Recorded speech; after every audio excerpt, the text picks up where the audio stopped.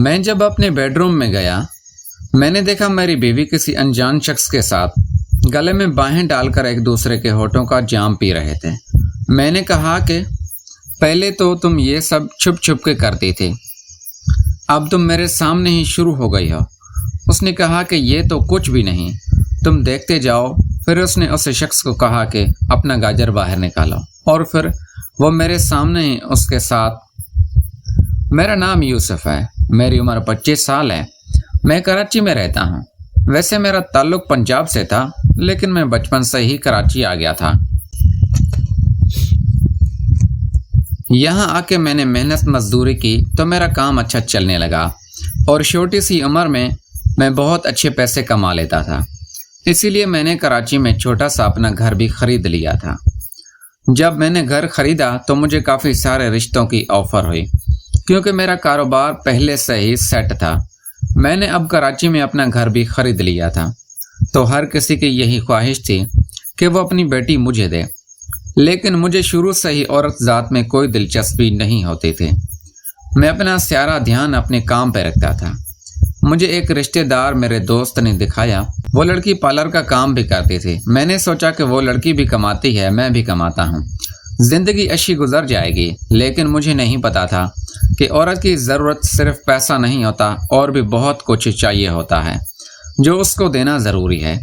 اس چیز میں یہ بات کھا گیا تھا۔ مجھے ان چیزوں کا بالکل بھی شوق نہیں تھا۔ میں بالکل سادہ سا انسان، اپنے کام میں مگن رہنے والا بندہ تھا۔ میری شادی اس لڑکی سے ہو گئی۔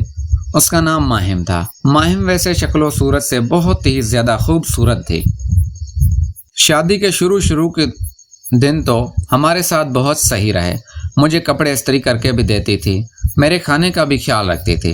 لیکن میں اگر سچی بات کروں تو میں نے ماہم کو بستر میں کوئی خاص خوش اور سکھ نہ دیا تھا۔ میں تو میچ کھیلنے سے پہلے ہی آؤٹ ہو جاتا تھا۔ 2 منٹ سے اوپر کبھی بھی میں پچ پہ نہیں رکا تھا، اور یہی شکایت ہمیشہ ماہم مجھ سے کرتی رہتی تھی کہ کسی ڈاکٹر کو چیک کرواؤ یا کسی حکیم کو دکھاؤ۔ لیکن مجھے لگتا تھا کہ یہ کوئی اتنی بڑی بات نہیں ہے، یہ عام سی بات ہے۔ عورت کو صرف پیسہ اور سکھ چاہیے ہوتا ہے۔ میں نے ماہم کو دنیا کی تمام خوشیاں دی۔ ہفتے میں ہم 2 دن باہر ہوٹل پہ کھانا کھانے بھی جاتے تھے، اور ڈیلی جب میں گھر آتا تھا تو میں فون کر کے اس سے پوچھ لیتا تھا کہ تم کیا کھاؤ گی۔ میں اس کے لیے اکثر کچھ نہ کچھ لے کے آیا کرتا تھا۔ میں اس کو ہر مہینے شاپنگ کے الگ پیسے بھی دیتا تھا۔ وہ خود بھی اچھا کما لیتی تھی، کیونکہ اس کا پارلر بہت اچھا چلتا تھا۔ 3 لڑکیاں اس نے اپنے پارلر میں رکھی ہوئی تھی۔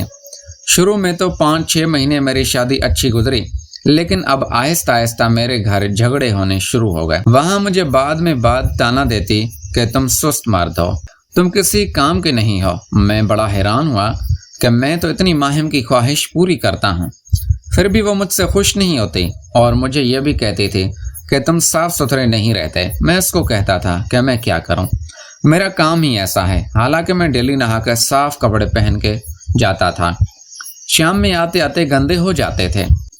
جب ماہم نے بہت زیادہ زور دیا کہ میں ڈاکٹر کو چیک کرواؤں تو میں نے لوگوں سے پوچھنا شروع کر دیا۔ میرا ایک دوست تھا، میں نے اس سے پوچھا کہ تم اپنی بیوی سے کتنے دنوں بعد ملتے ہو؟ وہ کہنے لگا، کیا مطلب روز ملتا ہوں؟ میں نے کہا، یہ نہیں جو رات کو ملا جاتا ہے۔ میرے اس دوست نے بتایا کہ وہ تو روز ہی اپنی بیوی کے پاس جاتا ہے اور 1 گھنٹہ میچ کھیلتا ہے۔ میں بڑا حیران ہوا، کیونکہ میں تو مہینے میں 1 دفعہ بھی مشکل سے اپنی بیوی کے پاس جاتا تھا۔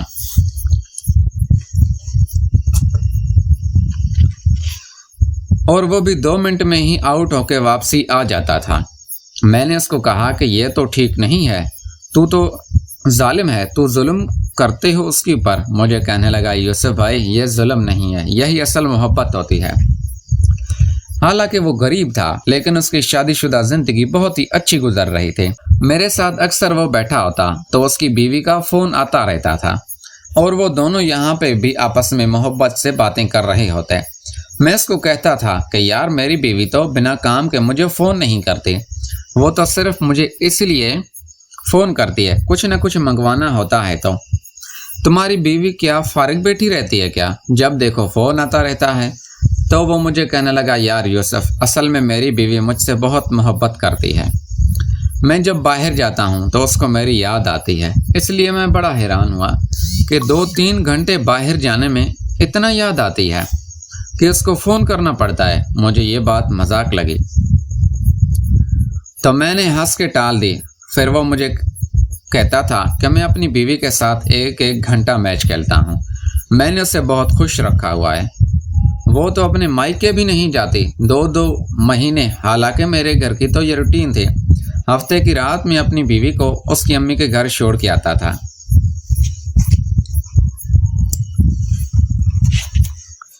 وہ ہر ہفتے جاتی تھی اور اگلے دن شام کو وہ واپس رکشے پہ آ جاتی تھی۔ میں جب چھٹی کرتا تھا تو میں نوٹ کر رہا تھا کہ میری بیوی کا موڈ اتر سا جاتا ہے۔ وہ میرے کام سے چھٹی کرنے کو پسند نہیں کرتی تھی۔ وہ کہتی تھی کام پہ جاؤ۔ میں اس سے کہتا تھا ماہم کبھی کبھی چھٹی بھی کر لیتا ہوں تو کیا بری بات ہے، تمہارے ساتھ ٹائم گزار لیتا ہوں۔ وہ مجھے کہتی تھی نہیں، بس تم اب پیسہ ہی کماؤ اور کوئی تم سے امید نہیں ہے۔ میں بڑا حیران ہوتا تھا۔ شروع میں تو مجھے لگتا تھا کہ شاید ہر گھر کی یہی روٹین ہوتی ہے جو میرے گھر میں چل رہا تھا۔ جب میں نے اپنے دوست سے پوچھا کہ جب تم چھٹی کرتے ہو تو تمہاری بیوی تمہیں منع نہیں کرتی، وہ مجھے کہنے لگا کہاں یوسف بھائی، بلکہ وہ تو کہتی رہتی ہے کہ تم تو چھٹی ہی نہیں کرتے۔ حالانکہ میں ہفتے میں 2-3 چھٹیاں کر لیتا ہوں اور اس کے ساتھ ہی گزارتا ہوں، لیکن پھر بھی وہ کہتی ہے کہ یہ جو تم باہر جاتے ہو یہ بھی نہ جایا کرو، اس کے ساتھ ہی بیٹھا کرو۔ میں بڑا حیران ہوتا تھا کہ ایسا کیسے ہو سکتا ہے۔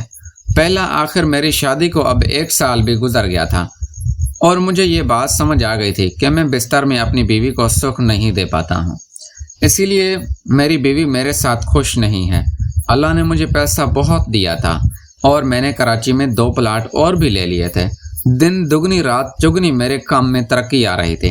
میں نے اب ایک سیکنڈ ہینڈ گاڑی بھی لے لی تھی، صرف اپنی بیوی کے لیے لی تھی، کیونکہ ہر ہفتے اس کو اس کی امی کے گھر چھوڑنا ہوتا تھا اور ہم ہوٹل پہ بھی جاتے تھے۔ مجھے آج بھی یاد ہے پہلی دفعہ جب میں نے گاڑی لی، حالانکہ میں تو بہت خوش تھا، میں نے زندگی میں پہلی دفعہ کار لی تھی، لیکن میری بیوی کے چہرے پر خوشی کے کوئی تاثرات نہیں تھے۔ میں نے جب اپنی بیوی کو کہا کہ آج میں بہت خوش ہوں کیونکہ میں نے گاڑی لی ہے، تو میری بیوی مجھے کہنے لگی کیا فائدہ، سب کچھ کھانا پینا تھوڑی ہوتا ہے، اس کے علاوہ بھی بہت کچھ ہوتا ہے زندگی میں خوش رہنے کے لیے۔ میں سمجھ گیا تھا وہ مجھے کس بات کا تانا دے رہی تھی۔ میں نے اپنی بیوی کو کہا کہ تم فکر نہ کرو، میں کوئی اچھا سا ڈاکٹر ڈھونڈتا ہوں اور میں اپنا علاج کرواتا ہوں، میں تمہیں ضرور خوش کروں گا۔ میں سمجھ گیا ہوں کہ خامی مجھ میں ہی ہے۔ پھر وہ کہنے لگی ہاں یوسف تم علاج کروا لو، اب مجھ سے برداشت نہیں ہوتا، مجھے اس چیز کی بہت طلب ہوتی ہے۔ میں نے کبھی تمہیں نہیں کہا، اگر تم ٹھیک نہ ہوئے تو مجبوراً مجھے کسی اور مرد کو ڈھونڈنا پڑے گا۔ میں نے سمجھا شاید میری بیوی میرے ساتھ مذاق کر رہی تھی، لیکن وہ سیریس تھی، یہ مجھے بعد میں پتہ چلا۔ میں نے اسی طرح کافی دوستوں سے سنا کہ فلاں حکیم بہت علم والا ہے، اس کی دوائی 1 نمبر ہے۔ میں نے طرح طرح کے حکیموں سے علاج کروایا، ڈاکٹروں سے بھی اپنا علاج کروایا، لیکن میری طبیعت میں کوئی فرق نہیں پڑا، میں جیسے تھا ویسا ہی تھا۔ میرا آج بھی اس کام کے لیے موڈ نہیں بنتا تھا۔ میری بیوی آدھا گھنٹہ مجھ پہ محنت کرتی تھی، لیکن میرا موڈ ہی نہیں بنتا تھا۔ مجھے ایک بندے نے کہا کہ فلاں حکیم ہے، اس کی دوائی ہے تو بہت مہنگی، لیکن 1 نمبر دوائی دیتا ہے، تم جاؤ اس سے شادی کورس کر لو۔ میں جب اس حکیم کے پاس گیا، میں نے ساری اپنی داستان اس کو سنائی۔ اس نے کہا فکر نہ کرو، 50,000 شادی کا کورس ہے، وہ تم کر لو، میں گارنٹی سے کہتا ہوں کہ تمہاری بیوی کہے گی کہ بس کرو، اب تو میری جان چھوڑ دو، میں تم سے معافیاں مانگے گی۔ اس نے ایسے جملے بولے کہ میں متاثر ہو گیا۔ میں نے اسے فوراً سے 50,000 روپے دیے اور اس نے مجھے پورے 1 مہینے کی دوائی دی، کہا کہ یہ میڈیسن روز کھانی ہے، یہ شربت پانی میں ڈال کے پینا ہے، اور اسی طرح میں بڑا خوش آیا۔ اور اس نے ایک آئل بھی دیا، کہا کہ یہ بھی لگانا ہے اور پورا 1 مہینہ اپنی بیوی کے پاس نہیں جانا، جب یہ تم کر لو اس کے بعد جانا اور پھر مجھے بتانا، تم مجھے دعائیں دو گے۔ میں نے پورا مہینہ وہی علاج کیا، اس کے بتائے ہوئے طریقے پہ عمل کیا، لیکن مہینے بعد کوئی فرق نہیں پڑا۔ میری طبیعت ویسی کی ویسی۔ میں نے اپنی بیوی کے چہرے پر دیکھا تو میری بیوی اب مایوس ہو گئی تھی۔ وہ مجھے کہنے لگی، یوسف اب میں مجبور ہوں، میں نے بہت کوشش کی کہ تم ٹھیک ہو جاؤ، میں نے تمہیں وقت بھی دیا، لیکن اب مجھے تم نہیں روکو گے۔ میں جو بھی اپنی زندگی میں کروں یا جس مرد سے ملوں، کیونکہ یوسف مجھے اس چیز کی بہت طلب ہوتی ہے، میں پوری رات آج کل سو نہیں پاتی ہوں۔